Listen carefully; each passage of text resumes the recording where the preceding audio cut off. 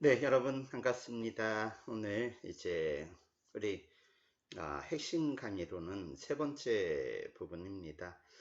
이전에 뭐 제가 한국사 능력시험에 대한 소개라던가 또는 뭐 제 강의에 대한 안내 이런 것까지 따지면은 벌써 뭐 다섯 번째가 되겠군요.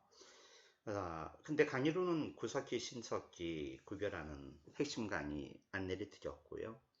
우리 지난 시간에 있죠. 청동기하고 초기철기 구별하는 설명을 드렸습니다. 그리고 오늘은 여러분들과 고조선에 관해 핵심되는 내용을 정리를 좀 해볼까 합니다. 고조선은 청동기부터 초기철기까지 있었던 국가입니다. 주의할 부분은 청동기에서 초기철기로 바뀌는 시기에 생겨났다 이러면 틀리고요. 청동기에 시작해서 철기까지 이어진 국가입니다. 흔히 그 국가의 발전 체계로는 군장 추장이라고 해야 될까요? 그래서 군장 단계의 초기 형태 국가, 이걸 군장 국가라고 하거든요. 거기서 시작을 해서 왕을 교대로 선출하는 비교적 왕권이 강대해지기 시작하는 연맹왕국 단계까지 고조선은 간 걸로 봅니다. 그 연맹왕국 다음 단계는 고대 국가를 말하는데요. 고대 국가 또는 중앙집권 국가죠. 우리 역사에서는 고구려 백제 신라 그리고 뭐 통일신라 발해 정도가 고대 국가 해당이 됩니다. 고대 다음은 중세 국가. 우리 역사에서는 고려가 해당이 되겠습니다. 한편 근세 시기가 조선 전기, 근대 태동의 시기가 조선 후기. 흥선대원군 이후로는 근현대사에서 다루게 되고요. 근대하고 현대가 같이 공존하는 시대였다. 이렇게 우리가 평가하죠. 해방 이후부터 우리 역사에서는 현대라고 일반적으로 평가를 하고 있습니다. 그래야 여러분들 그런 시기 구분에 관한 오늘 간단한 설명도 이해를 해 주셨으면 좋겠습니다. 이 고조선은 한국사 능력 시험 50문제에서는 두 번 시험 보면 한 번 정도 나오는 구간이 됩니다. 수능 한국사라던가 공무원 20문제 기준, 구급 한국사 기준으로는 뭐 역시 한 두 번 시험 보면 한 번 정도 만나게 되는 그런 구간입니다. 내부적으로는 청동기 때 시작이 된 단군조선, 그리고 그 단군으로부터 왕자리를 뺏은 위만조선, 왕가의 혈통이 바뀌게 되는데 나라 이름은 그냥 조선입니다. 이걸 우리가 단군조선, 위만조선 흔히 구별을 하죠. 합쳐서 고조선 그렇게 부르게 되는데요. 이 둘을 구별하는 게 포인트가 되겠고요. 핵심 단어는 뭐 단군 신화 또는 단군 이야기, 팔조법, 연나라 장수 징계, 부왕 준왕, 그리고 위만 우거왕 한 문제 뭐 이런 것들이 키워드가 되겠습니다. 이 고조선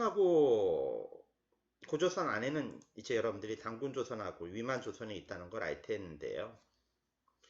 그래서 청동기를 기반으로 국가 계급이 발생하고 재정일치 사회인 고조선, 좀 더 좁히면 단군조선이 출현하게 됩니다. 고조선, 특별히 그 단군조선은 중국 당시 여러 나라가 활과하던 시기인데 그 시기를 우리가 춘추 전국시대라고 하는데요.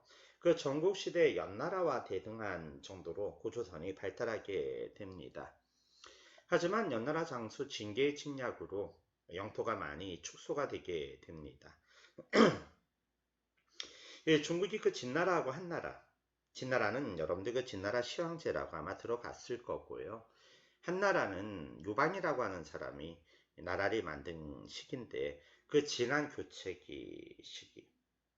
그래요, 뭐 여러분들 좋아하는 장기가 바로 그 진나라 다음에 초나라하고 한나라가 천하를 놓고 다투게 되는 걸 게임으로 만든 거죠. 결국은 한고조 유방이 승리를 하게 되죠. 아무튼 이 진안교체기, 중국에서 망명으로 온 위만은 우수한 철기를 바탕으로 왕위를 빼앗습니다. 이 이유를 우리가 역사에서 위만조선이라고 흔히 이야기합니다. 그 이후 위만의 손자 우거왕, 그래요, 위만조선 마지막 왕인데요. 한나라 무제하고 전쟁을 하게 되지만 나라는 멸망하게 되고요. 그 고조선의 잔여 세력은 남방 쪽으로 이주하게 되는 것으로 우리가 흔히 이야기하게 되죠. 자, 그러면 이 단군조선, 위만조선, 합쳐서 고조선인데 단군조선은 기원전 2333년에 세워져서 기원전 194년 위만에게 나라를 빼앗긴 것으로 그리 해석을 합니다. 성립은 기원전 2333년인데요. 단군왕검에 관한 이야기 기록은 우리 역사에서는 그 삼국유사가 제일 오래된 기록입니다. 삼국유사는 고려 후기 원 간섭기 때에 스님 1년이 만든 역사책이 있죠. 그리고 그 이어서 이승후라고 하는 사람이 제왕기를 고려 후기 때 쓰는데 그런 책들의 단군 왕검에 관한 이야기가 나오고요. 조선에서는 동국여제순환 같은 책에 나옵니다. 조금 더 자세히 얘기하면 삼국유사하고 제왕기에 나오는 단군 이야기는 비슷한 점도 있지만 좀 차이 나는 내용도 있고요. 한편 그 단군왕검이 청동기를 바탕으로 그래요. 그 시기가 기원전 2333년이니까요. 아사달의 고조선을 건국했다고 하는데 아사달의 위치는 남북이 좀 입장이 달라요. 우리나라는 이게 중국 요정지방 요화 일대로 추정을 하고요. 북한은 평양이라고 주장을 합니다만 우리 대한민국 역사를 다루는 거니까 요정 일대에 있었다 이렇게 보면 되겠습니다. 단군 신화해석이 있죠. 하늘에서 내려왔다. 이게 이제 북방에서 이주한 걸로 얘기하는데 환인의 아들 환웅이 하늘에서 내려와 옥류하고 결혼 단군을 낳았다. 결론은 그 단군은 하늘의 손자가 됩니다. 이거 우리가 천송이 땅에 왔다 강림이라고 이야기합니다. 약간은 좀 성경에 예수님을 중심으로 하는 스토리하고 좀 비슷한 면이 있어서 구한말 우리나라에 온 선교사들 사이에서도 화제가 된 바가 있는데요. 그리고 그 환웅이 비, 바람, 구름의 신을 데리고 왔다고 하는데 그걸 풍백, 우사, 운사 이렇게 부르죠. 농경사회라는 걸 알 수가 있습니다. 널리 인간을 이롭게 한다. 홍익인간 제세이화 이렇게 얘기하는데요. 우리 교육 목표가 홍익인간이죠. 그리고 하늘이 선택한 민족이다. 이걸 선민사상이라고 이야기합니다.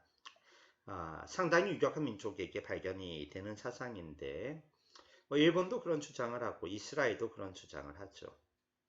곰을 상징으로 하는 부족, 호랑이를 중심으로 하는 부족하고 통합하려고 했다는 걸로 우리는 해석합니다. 이 토테미즘이죠. 곰과 호랑이 숭배.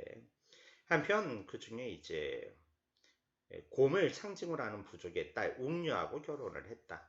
조계혼이 되겠습니다. 타부족하고 결혼.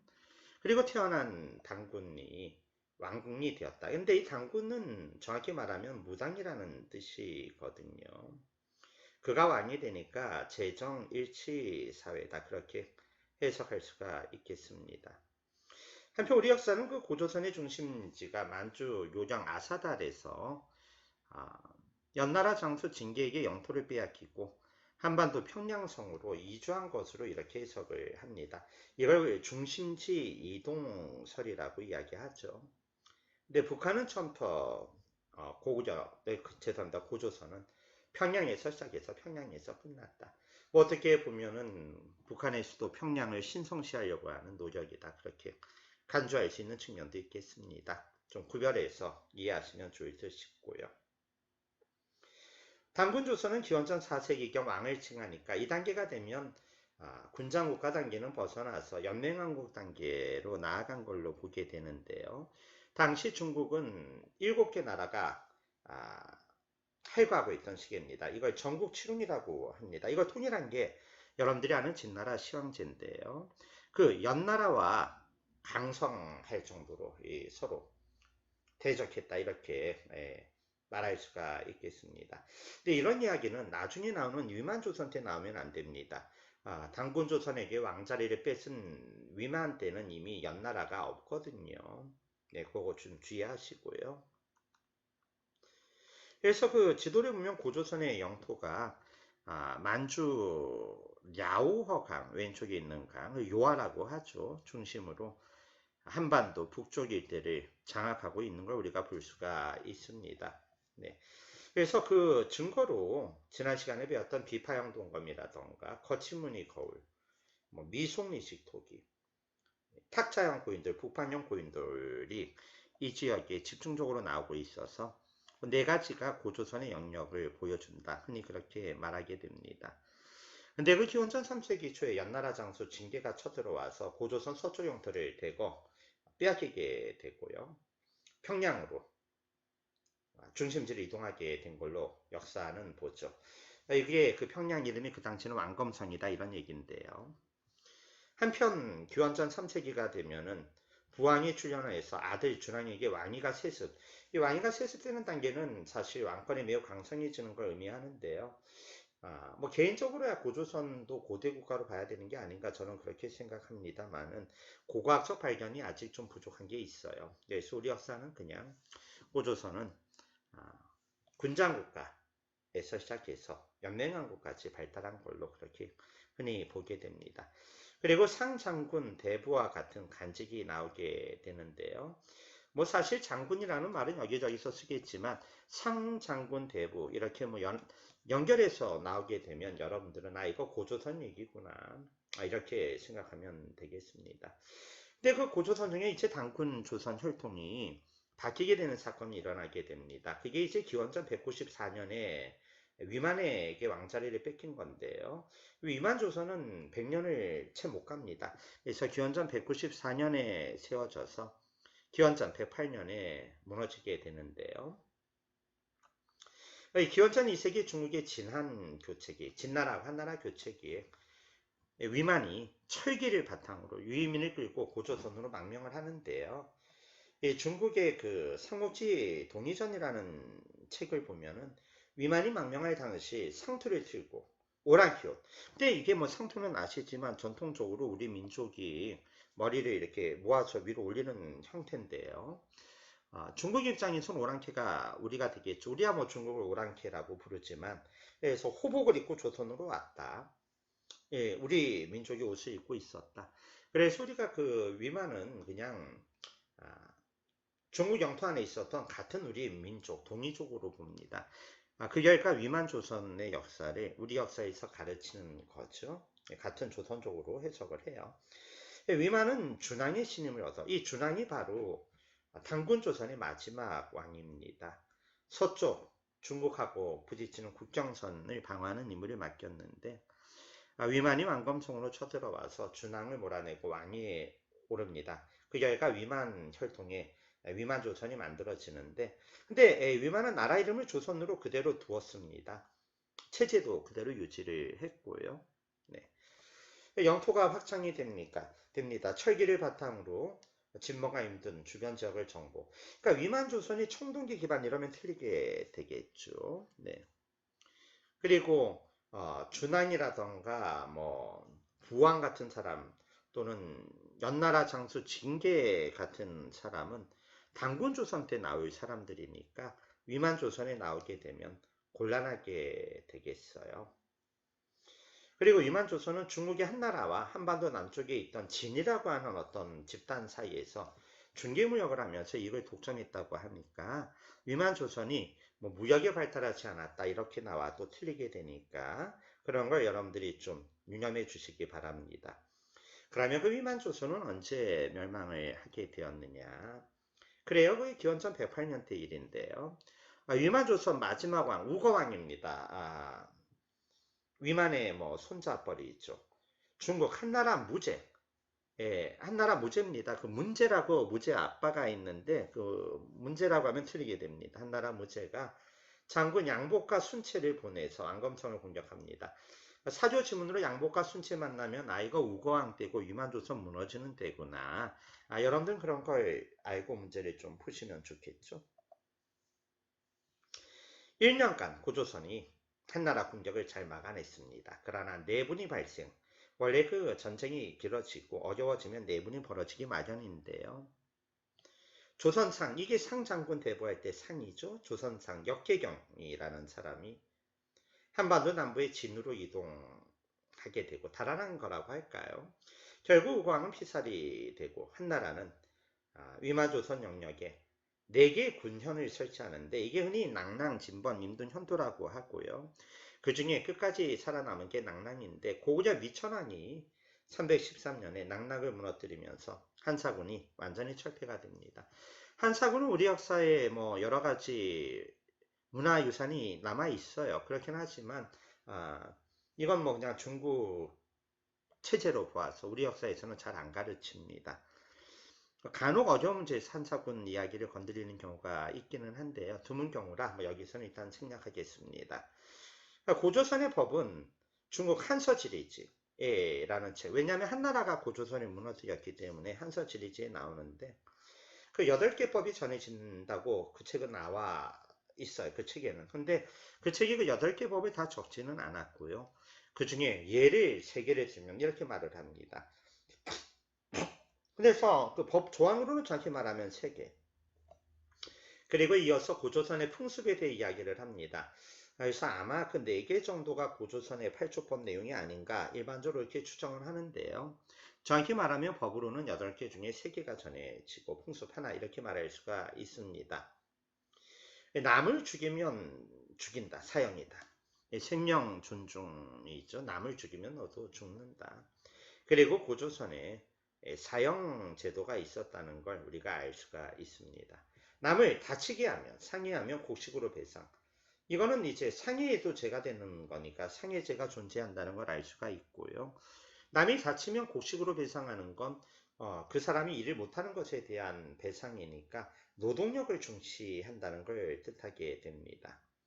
남의 물건을 훔친 자는 여자는 비. 이게 이제 합쳐서 노비가 되잖아요. 남자 노비를 여자 노비를 비라고 하거든요. 결국은 노비 제도가 존재하고 있다는 걸 알 수 있고요. 이 노비가 되지 않기 위해 죄를 용서받기 위해서는 한 사람당 50만 전을 내야 한다라고 나옵니다. 이 말은 잘 생각해 보면 노비 한 명당 50만 전에 거래되었을 가능성이 있다는 걸 알 수가 있습니다. 이걸 형벌 노비 제도라고 합니다. 형벌 노비 제도. 참고로 빚을 갚지 못해서 노비가 되는 걸 이제 부채노비라고 하는데요. 부채노비는 고조선 고국천왕이 진대법이라고 하는 쌀을 빌려주는 제도를 시행하는데 그때 고국천왕이 나라에 빚을 갚지 못해 노비가 되는 자가 많다 이런 이야기를 하거든요. 아무튼 그래요 여러분들. 죄를 지어도 노비가 됩니다. 뭐 감옥 가는 게 약간은 아직까지 남아있는 그런 면이겠죠. 감옥 가서 노역을 한다고 하잖아요. 우리가 징역 지금도 그런 이야기 하죠. 그리고 돈을 갚지 못하면은 아유 우리 지금도 세상 사는데 많이 어렵습니다. 뭐 일종의 부채노비라고 할 수가 있을 텐데요. 고조선 시대 때 이미 형벌노비 제도는 있었다. 기억하시고요. 그 다음에 고조선의 풍습으로 여인이 정절을 중요히 여겼다. 요즘 뭐 남성, 여성 이렇게 흔히 다툼도 많이 있습니다. 근데 남자가 아니라 여성에게 정절을 중요히 여기는 걸 칭송하는 거는 조금은 남자 중심 사회죠. 이걸 우리가 가부장적 사회라고 해석할 수가 있겠습니다. 네, 이념하시기 바라고요.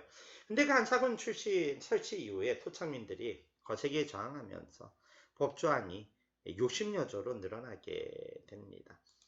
단군조선과 이만조선 정리 한번 해볼까요? 표 한번 보죠, 여러분들. 네. 단군조선, 단군한검, 기원전 2333년 제정일치. 위만조선은 유만이 왕위를 뺏은 거죠. 기원전 194년. 단군조선은 청동기 기반으로 성종하면서 철기를 시용합니다. 비파형 동검, 거친무늬 거울, 미송이식 토기가 연결이 되고 뭐 북방형 고인돌 이런 정도 있겠고요. 위마조선은 그냥 철기입니다. 한국식으로 발달하게 되는 세형 동검, 잔무늬 거울, 거푸집. 네, 지난 시간에 한번 얘기한 바 있죠. 만주 요정성 일대 아사달에서 왕검성으로 이동한 걸로 보기는 하는데요. 위만조선은 그냥 왕검성이죠. 평양 중심. 단군조선은 기원전 4세기 중국 전국시대 연나라와 대등합니다. 위만조선 때는 연나라 없고요. 한나라, 진사의 중개무역으로 강성하게 됩니다. 당군조선 기원전 3세기 연나라 장수 징계에게 요동 땅 뺏기고 대동강으로 이전한다고 했죠. 반면 위만조선은 한나라 그 무제 공격. 장수는 양복순치였고 1년간 저항하다 멸망하게 됩니다. 당군조선 마지막 왕은 부왕 준왕으로 이어집니다. 부왕 아들 준왕 두 사람이 마지막 왕이었죠. 위만조선 마지막 왕은 우거왕입니다. 그 위만조선에 그래서 부왕이나 준왕 이런 사람 나오면 틀리게 됩니다. 당군조선 상장군 대부. 위만조선 그 상장군 대부 이어지는데요. 그 조선상 역계경이라는 사람이 남쪽으로 이동한 걸로 나오죠. 당군조선은 이만에게 나라를 빼앗기는데요. 위만조선은 한나라의 1년간 저항 후 멸망당하고 한사군이 그 자리에 설치가 됩니다. 그래야 뭐 핵심적인 내용 우리 잘 살펴보았고요. 문제는 뭐 그냥 두 문제 정도만 간단히 볼까요? 네. 52회 문제네요. 가인물에 대한 설명. 연애 누가 망명 오랑캐 복장을 하고 동쪽으로 폐수를 건너 준왕에게 항복했다. 여러분 그 준왕 그래요. 연나라가 나오고 준왕입니다. 당군조선 마지막 장면이라 이거 위만이 항복하는 거죠. 그리고 위만이 준왕을 공격해서 왕을 뺏게 되는 건데요. 1번 한나라 무제는 당군조선이 아니라 위만조선 마지막 왕 우거왕 때가 됩니다. 2번 진번과 임둔을 복속한 것도 위만조선 때 이야기입니다. 3번의 진대법은 고구려 고국천왕 때였죠. 부채노비 이야기가 나오는데요. 쌀을 빌려주는 제도였습니다. 4번 욕설하고 처저군지는 고구려 지방간의 이름입니다. 5번 연해장수 징계공격을 받아 영토 빼앗겼다. 이게 당군조선 관련된 거니까 연결이 되는 건 당군조선입니다만 지금 문제가 묻는 건 가인물에 관한 설명입니다. 가인물은 위만입니다. 그래서 5번이 한정이 되고요. 위만하고 연결이 되는 걸 골라야 되니까 정답은 2번 진번과 임둔을 복속해서 세력을 확장했다가 되겠습니다. 네, 해설 간단하게 넣어드렸으니까요. 뭐 여러분들 잘 살펴보시면 되겠고요. 위만조선 가나라입니다. 손자 우거왕 나오고 있습니다. 키워드를 잡아야죠. 그래서 이건 우거왕, 위만조선이구나 라는 걸 우리가 알고 문제를 찾으면 되겠죠. 기억 22담론은 나중에 그 백제를 우리가 배울 텐데요. 백제 중에 6세기 초 문영왕이 지방에 보낸 게 22담로죠. 12명의 관리를 파견했다 이런 얘기고요. 진대법은 고구려 고국천왕입니다. 위만조선이 진번과 임둔을 복속 세력 확장 맞습니다. 그리고 그 위만조선 때 팔조법이 있었다는 것도 조금 전 저하고 배우셨으니까 정답은 디귿과 리을이 있는 5번이 답이 되겠습니다. 그래요. 그래서 오늘 해설도 여기 넣어드렸으니까 여러분들 필요하시다면 잠깐 멈추고 또 한번 내용을 읽어보시면 좋을 것 같습니다. 네, 오늘 이렇게 우리는 처음으로 한번 돌아가 보죠. 핵심 강의로는 3번째, 전체 강의로는 5번째 수업을 진행했습니다. 고조선에 대해 총정리를 한번 해보았는데요. 우리 역사의 근원이다. 어딜 가도 고조선은 중요시 간주될 수밖에 없죠. 여러분들 잘 정리해 주시기를 부탁드리고요. 자, 오늘 다음 시간에는 초기 철기 여러 나라 국가들, 부여, 고구려, 옥저, 동해, 삼한에 대해 살펴볼 겁니다. 그래요. 이렇게 유튜브로 여러분들 만나게 되는 건 저에게 기쁜 일이지만 적지 않은 노력이 필요합니다. 여러분들 우리 다음 카페에 또 글을 좀 남겨주시고요. 자료 필요한 분들이 있거나 그러시면 또 정의원, 약간 비용은 들지만 신청해 주셔서 활용 잘 해주시면 좋겠습니다. 자료, 여러가지 자료를 정의원께는 보내드립니다. 여러분 1등급 확보하는데 굉장히 도움되시리라고 믿어 의심치 않습니다. 구독하기 눌러주시고 좋아요 눌러주시면 강의 진행하는데 큰 도움이 되겠습니다. 그래요 여러분들 감사드리고요. 정의되는 방법은 잠시 뒤 우리 안내가 되니까 참조해 주시기 바랍니다.